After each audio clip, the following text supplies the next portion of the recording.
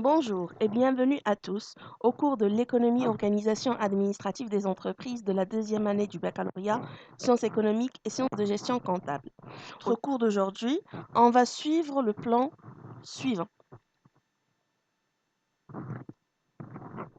Premièrement, on va commencer par une définition de l'impartition.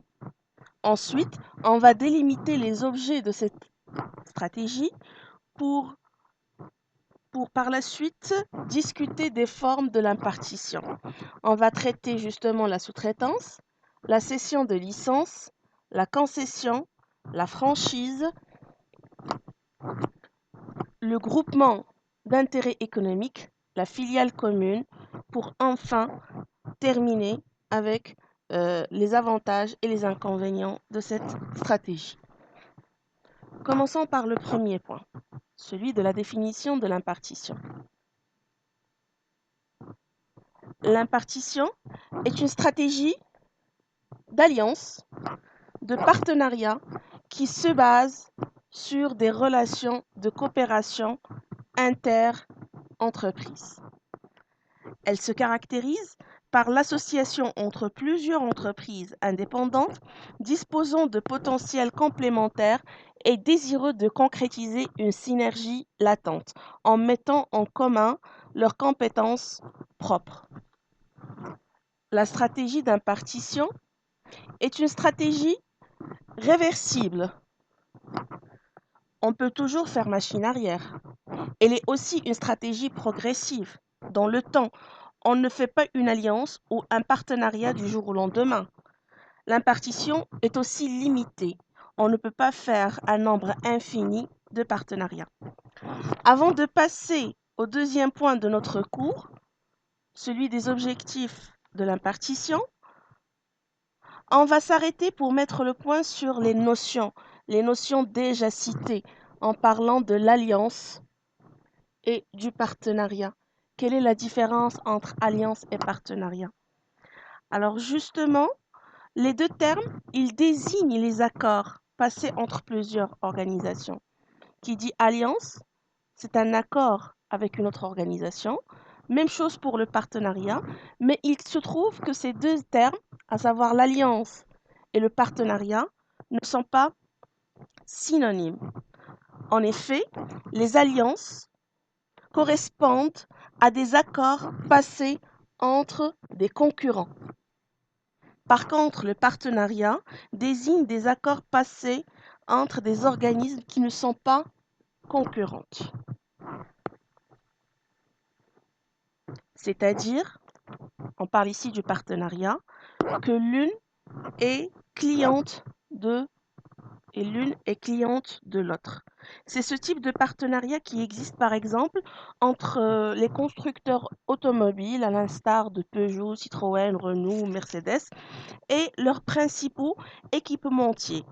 Le fournisseur, il va s'assurer d'un débouché. Ici, le fournisseur, ce sont les équipementiers. Ils vont s'assurer d'un débouché, alors que le client, c'est le constructeur automobile. Il est certain d'obtenir une offre qui correspond à ses attentes. Par la suite, on va passer au deuxième point de notre capsule, les objectifs de l'impartition. Alors pour les objectifs d'impartition, on va parler de 5 objectifs. On va commencer par l'apport technologique. C'est le premier objectif. En faisant bien sûr un partenariat ou une stratégie d'impartition, on va réaliser un échange, on va réaliser un partage technologique dans la mesure où on va connaître les connaissances et les compétences technologiques de nos partenaires et vice-versa. Le deuxième objectif, c'est la réduction des coûts. Cela est tout à fait normal quand on partage des chaînes de production et des machines. Troisième objectif, c'est la rentabilité des investissements. En effet, quand on investit à plusieurs, c'est toujours mieux si on le compare avec le fait d'investir tout seul. Quatrième objectif de notre stratégie d'impartition, c'est le renforcement de la compétitivité. Alors, le quatrième objectif, on l'a dit, c'est le renforcement de la compétitivité. Lorsqu'une entreprise fait appel à des partenaires, c'est pour renforcer sa compétitivité et par conséquent sa position sur le marché. En effet, avec l'impartition, on devient plus compétitif, plus fort et on atteint facilement une taille critique. Dernier objectif de notre stratégie d'aujourd'hui, c'est l'effet de synergie. Alors, la réalisation d'un effet de synergie, il s'agit, si on essaie de définir qu'est-ce qu'un effet de synergie, c'est un effet économique bien connu selon lequel la valeur de l'union des deux entités est plus importante que la valeur de la somme des deux entités séparées. C'est-à-dire, deux entités unies, ils vont dégager plus de valeur que lorsqu'elles resteront séparées. Alors tout simplement, l'effet de synergie, il permet de créer des valeurs additionnelles. En d'autres termes, en utilisant l'impartition, 1 plus 1, il ne vaut pas 2, mais ça vaut 3. C'est ça l'effet de synergie, c'est-à-dire que la somme de la valeur de l'union est supérieure par rapport si justement on va rester séparés. Continuons notre cours. On va passer par la suite au troisième point, celui des formes de l'impartition. Alors, on va le scinder en deux. Premièrement, il y a les partenariats inter-entreprises et on va voir d'autres formes de partenariat. Alors, pour le partenariat inter-entreprise, on va justement traiter les points suivants, à savoir la sous-traitance, la cession de licence, la concession et la franchise. Alors, commençons par la sous-traitance. Alors, qu'est-ce que la sous-traitance?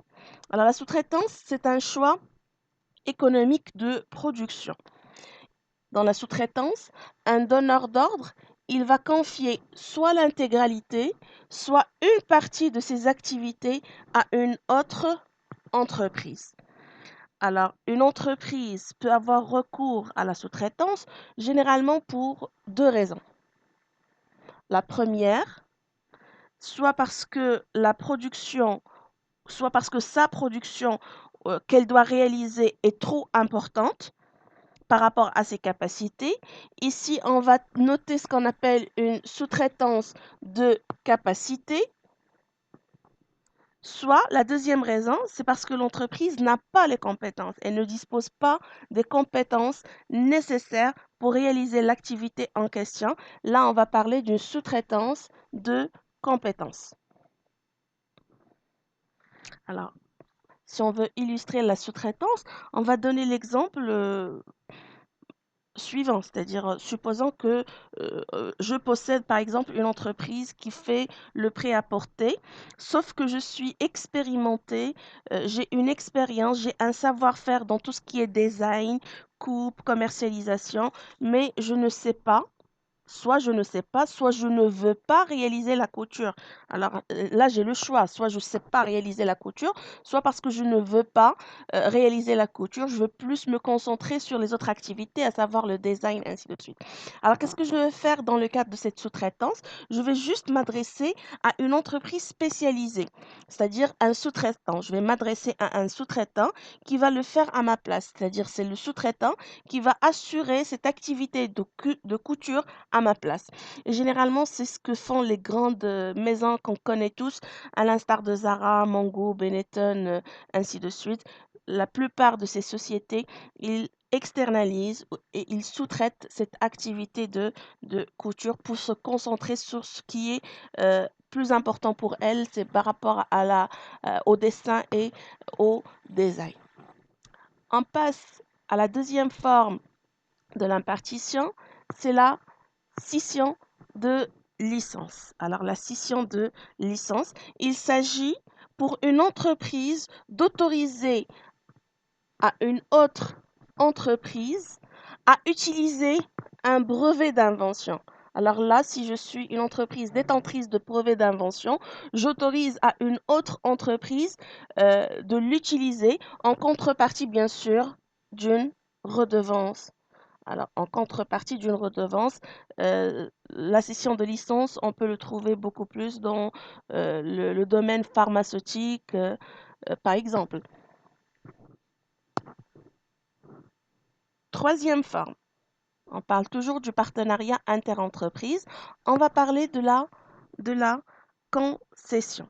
Alors, la concession, justement, c'est quoi la concession? C'est un contrat durable. C'est un contrat durable donnant l'exclusivité de distribution et de commercialisation sur une zone géographique déterminée. En d'autres termes, il s'agit d'un contrat par lequel une entreprise appelée concédant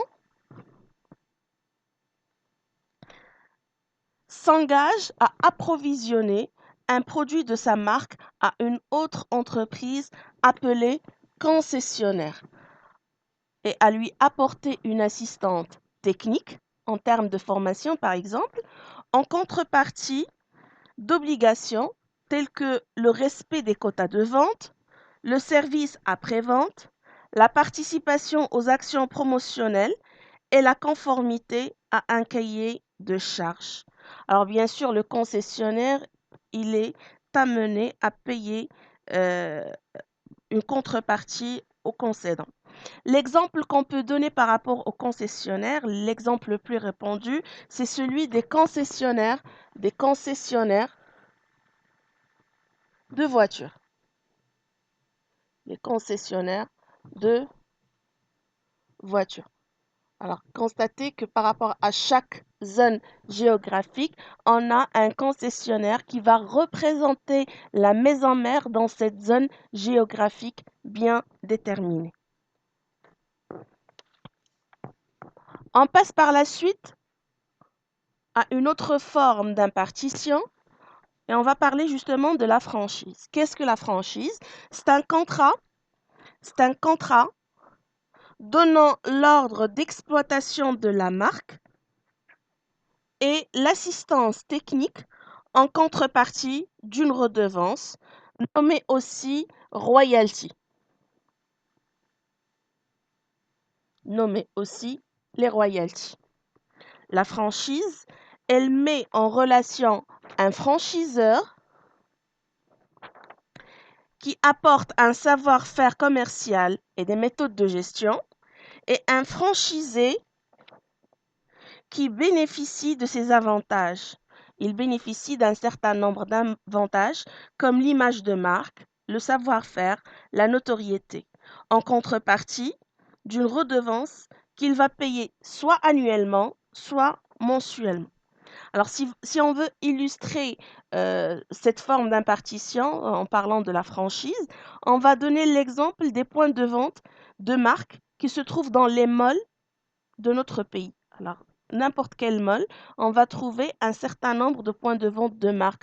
On va trouver Zara, on va trouver par exemple Starbucks, on va trouver Burger King, McDonald's, Mongo, Levi's, ainsi de suite. Ce sont tous des franchises de sociétés étrangères qui se trouvent au Maroc. Alors, terminons notre cours. On va passer par la suite aux d'autres formes d'impartition. Il nous reste deux formes justement d'impartition. Il nous reste le groupement d'intérêt économique, le GIE, et il nous reste la filiale commune. Alors commençons par le GIE, groupement d'intérêt économique. Alors qu'est-ce qu'un GIE? C'est un accord par lequel au moins deux entreprises décident de rassembler. Ils vont rassembler quoi? Ils vont rassembler des moyens dans une personne morale nouvelle. C'est-à-dire ils vont créer une nouvelle personne morale. Bien sûr, pourquoi? Justement pour réaliser des activités communes à toutes les entreprises. Dans le cadre d'un GIE, deux entreprises ou plusieurs vont faire des actions communes pour une durée déterminée afin de réaliser des opérations comme des opérations de recherche, de production, de publicité, de stockage, sans pour autant perdre l'autonomie. C'est-à-dire chaque entreprise, elle va garder son autonomie. Ah, bien sûr, le GIE, il va faciliter l'activité économique de ses membres et il va bénéficier, les membres, bien sûr, ils vont bénéficier d'un intérêt économique. Alors, bien sûr, le GIE, il a pour rôle de bénéficier d'un intérêt économique. Intérêt économique comme la réduction des coûts ou, par exemple, la commercialisation à l'international. Commercialisation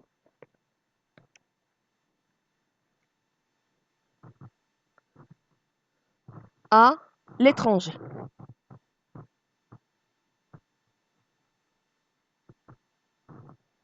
Commercialisation à l'étranger. Par exemple, alors si on veut donner un exemple du groupement d'intérêt économique. Alors par exemple, je possède une entreprise de fabrication du ciment. L'évacuation des déchets de mon produit, c'est-à-dire les ciments, me coûte très cher. Alors pour réduire ces coûts, qu'est-ce que je peux faire? Alors simplement, je vais m'adresser à mes concurrents. Alors, j'aurai justement d'autres concurrents pour leur proposer la création d'une société, la création d'un groupement d'intérêt économique, c'est-à-dire on va créer une autre société qui va nous permettre l'évacuation des déchets et en fin de compte, ça va coûter moins cher, non pas uniquement pour moi, mais aussi pour mes concurrents. Dernière forme d'impartition, c'est la filiale commune. Alors, on va parler justement de la dernière forme de l'impartition. Il s'agit de la filiale commune, nommée aussi joint venture. Alors, soit on va dire filiale commune, soit on va noter la joint venture. Alors, qu'est-ce que la joint venture? C'est une entreprise créée c'est une entreprise créée par au moins deux sociétés. Alors, si je crée une joint venture avec deux sociétés, cela veut dire que chaque société aura 50% des actifs, aura 50% des actifs physiques et financiers. Alors bien sûr, pourquoi faire? Ben justement, c'est pour réaliser, pourquoi je crée la filiale commune, c'est pour réaliser un projet particulier, tout en mettant les connaissances, alors c'est-à-dire les entreprises, ils vont mettre leurs connaissances, leurs technologies et leurs ressources en partageant les risques et les bénéfices. Alors justement, les accords de joint venture, ils donnent naissance à des entreprises conjointes dont la durée de vie est directement liée par rapport à un objectif recherché. La création d'une telle structure juridique commune à plusieurs sociétés indépendantes est principalement tournée vers la recherche d'innovation technologique, vers le développement commercial ou encore vers l'implantation sur les territoires étrangers. Alors, exemple d'une joint venture, supposons que je suis une entreprise marocaine et je veux pénétrer le marché français.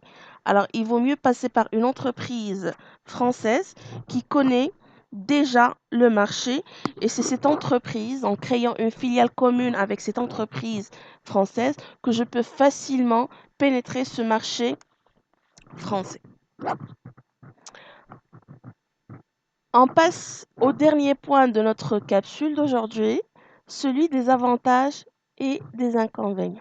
Alors, on va parler des avantages et des inconvénients de la stratégie d'impartition. Commençons par les avantages. Alors, les avantages, on a la synergie. Alors, via l'impartition, on va réaliser une synergie dans tous les domaines. Alors, on peut parler d'une synergie économique, technique, commerciale et financière. Rappelez-vous bien, lorsqu'on a dit que la synergie, cela veut dire que 1 plus 1 est égal, pardon, pas, pas 2, est égal à 3. Deuxième avantage, la flexibilité. Alors la flexibilité, en fonction de ses besoins, l'entreprise peut exiger une prestation différente ou encore changer le fournisseur. Alors avec l'impartition, on est flexible, c'est-à-dire qu'on peut facilement changer de fournisseur. On peut aussi changer le partenaire si cela ne semble pas un partenaire adéquat. Un autre avantage, la moindre complexité, c'est-à-dire avec l'impartition, on n'a pas beaucoup de complexité organisationnelle. Alors, on a tendance à simplifier l'organisation des entreprises. Un autre avantage aussi, on va parler de la réduction des coûts. Alors, la réduction des coûts, c'est tout à fait normal car l'entreprise, elle va bénéficier d'un spécialiste tout en dépensant moins d'argent. Alors, on va bénéficier des services d'un spécialiste, mais en dépensant moins d'argent. Pour ce qui est renforcement de la compétitivité, qu'est-ce qu'on peut dire à ce niveau-là? On peut dire que l'entreprise, elle peut être très exigeante, c'est-à-dire elle peut demander une qualité irréprochable, elle peut fixer des prix qui sont bas et il peut exiger aussi des délais de livraison courts. Alors tous ces éléments-là vont faire de notre entreprise une entreprise compétitive sur le marché. On va ajouter deux autres avantages. On va parler justement de la mise en place des actions communes impossibles à entreprendre seul. C'est-à-dire en faisant cette stratégie ou en adoptant cette stratégie d'impartition, j'aurai l'opportunité d'entreprendre des actions que autrefois il m'était impossible. Alors, on a donné tout à l'heure l'exemple de l'investissement. En faisant l'impartition, je peux investir plus que si j'étais seule, parce que là, on va disposer de plusieurs fonds que si on le compare, si on est seul justement, si on le compare avec la situation précédente. Dernier avantage, c'est la facilité des opérations à l'international. On va passer par la suite aux inconvénients. Alors, les inconvénients de l'impartition. Premier inconvénient, c'est la dépendance économique. Alors, dans le cadre d'une joint venture, on ne peut pas prendre des décisions stratégiques sans l'accord de nos partenaires ou alliés. Si on est dans le cadre aussi d'une sous-traitance, justement, on est dépendant dans la mesure où on doit attendre la production du sous-traitant pour pouvoir commercialiser nos produits. Un deuxième inconvénient, c'est le vol des informations. Le vol des informations.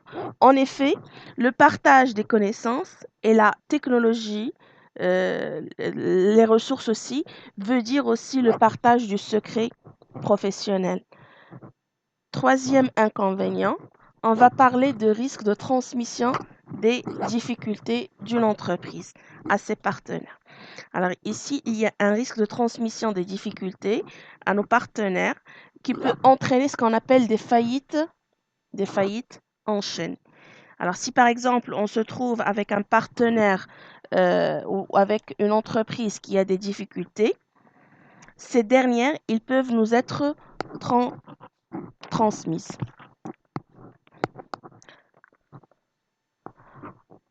Deux autres inconvénients qu'on va traiter justement. Alors le risque de perdre un savoir-faire. Alors l'entreprise, elle peut se tromper, et elle peut perdre un savoir-faire important en procédant à l'externalisation. D'activités, justement parce qu'elle les juge non stratégiques, alors qu'en réalité, elles le sont. L'impartition, dernier inconvénient, l'impartition donne lieu à des suppressions ou changements d'emploi, chose qui oblige l'entreprise à verser des indemnités qui peuvent être lourdes. Alors pour conclure notre capsule d'aujourd'hui, on va dire que l'impartition est une stratégie qui a connu son apogée dans les années 80-90. Elle a d'abord touché des activités jugées secondaires, jugées périphériques, comme les entretiens de locaux, le nettoyage, le gardiennage, pour ensuite s'étendre sur des activités plus stratégiques telles que l'informatique, la logistique, le conseil juridique, la comptabilité. On parle aussi de l'externalisation des activités de communication et le recrutement. Alors j'espère que le cours d'aujourd'hui vous a été d'une grande utilité et dans l'espoir de vous revoir prochainement, notez-le bien que la prochaine capsule, elle va porter sur les stratégies d'intégration et d'internalisation. Alors je vous remercie infiniment pour votre attention et à la prochaine.